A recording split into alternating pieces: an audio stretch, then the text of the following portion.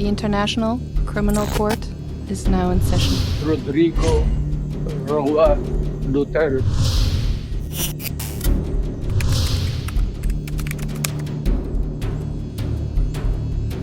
Walong co-perpetrators o kasabat umano ni dating Pangulong Rodrigo Duterte sa drug war ang pinangalanan ng International Criminal Court Office of the Prosecutor. Nanilbihan sa ilalim ng Duterte administration ng 8 personalidad na tinukoy.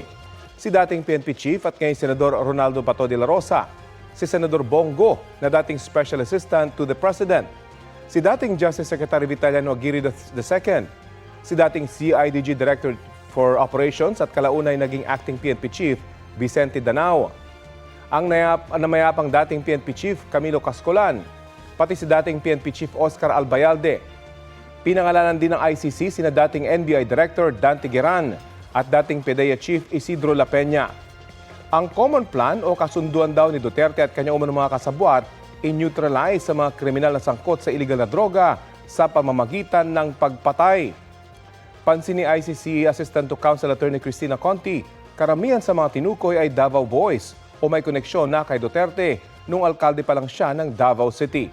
Sina De La Rosa, Danao at La Peña nanungkulan bilang hepe ng pulisya sa Davao City. Mula naman sa Davao Regional Police Office si Cascolan. Si Geran ay naging Regional Director ng NBI Davao at si Go ay matagal ng kaalyado ni Duterte. Nang maupo si Duterte bilang presidente, sinabi ni Conti na inilagay ang Police Davao sa iba't ibang kagawaran para masiguro ang impunity anya sa pagpapatupad ng drug war. Ibig sabihin, sabi ni Conti, Davao Boys ang gagawang ng krimen at Davao Boys din ang mag-iimbestiga.